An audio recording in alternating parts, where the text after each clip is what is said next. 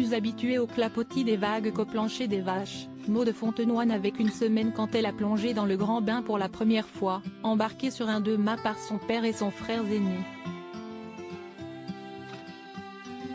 La passion de la mer, mais pas seulement, sa préservation aussi, représente un héritage qu'elle souhaite transmettre à ses 4 enfants, Maë, Ina, Lou et Com, et que la navigatrice de 45 ans évoque dans son dernier livre Femmes Océanes paru aux éditions du Cherche Midi.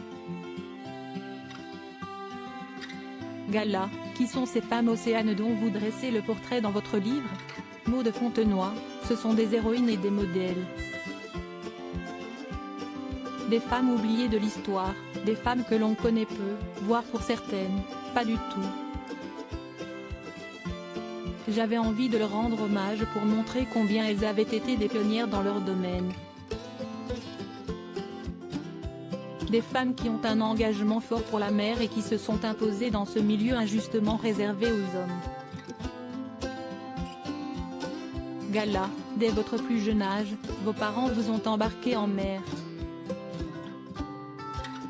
Comment transmettez-vous cette passion à vos 4 enfants? M. F. La transmission fait vraiment partie de ma vie. Ma famille m'a transmis le goût de la mer, d'aller au bout de ses rêves, du dépassement de soi. Nous n'étions pas forcément dans le confort, mais nous étions très heureux et libres. Maman de 4 enfants, j'aurais pu en avoir bien plus, j'adore cette transmission que j'ai avec eux. Pour vous dire la vérité, j'ai fait mes 4 enfants pile au retour de mon tour du monde. Je ne voulais pas partir en mer dans des aventures particulièrement dangereuses et imposer à mes enfants l'inquiétude et l'absence prolongée. Mes enfants ont tous traversé l'Atlantique sur mon bateau de course, je les ai tous emmenés en mer avec moi, dans des navigations non dangereuses. On navigue aussi tous les étés ensemble. Ils aiment la mer, ils font du bateau avec moi, mais je ne pars plus, évitant tout risque de périr en mer. Gala, vos 4 enfants sont-ils aussi passionnés que vous? M. F. Ils sont fans de baleines, de dauphins, de poissons volants et de tortues.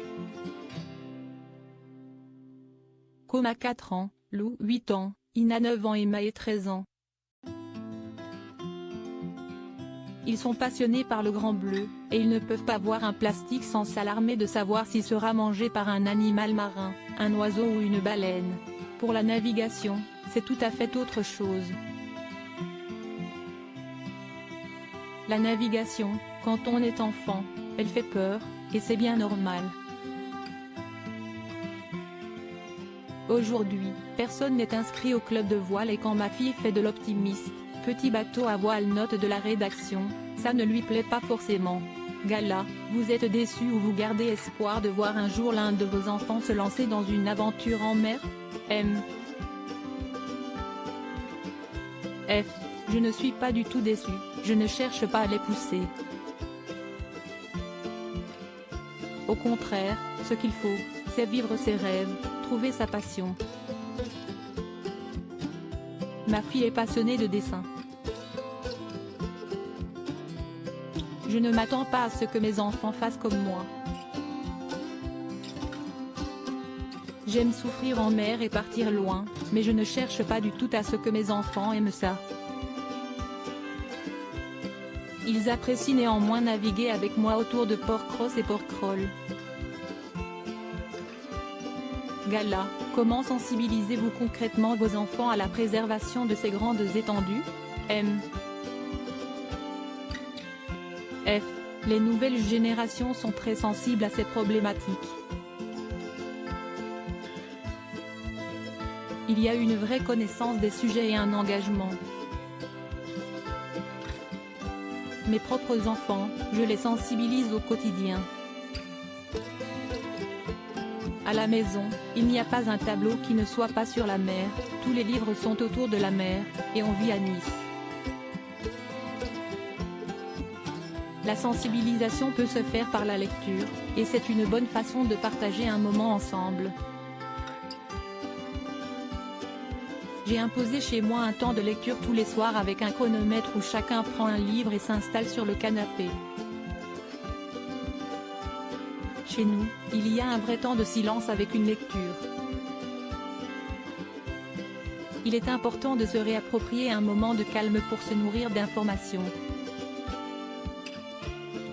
Dans le quotidien aussi, la sensibilisation passe par s'interroger sur ce que l'on mange, quels sont les déchets que l'on laisse derrière soi.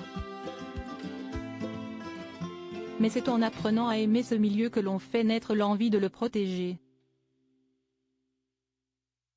Cet entretien est à retrouver dans Gala N degré 1539 disponible depuis ce jeudi 8 décembre 2022.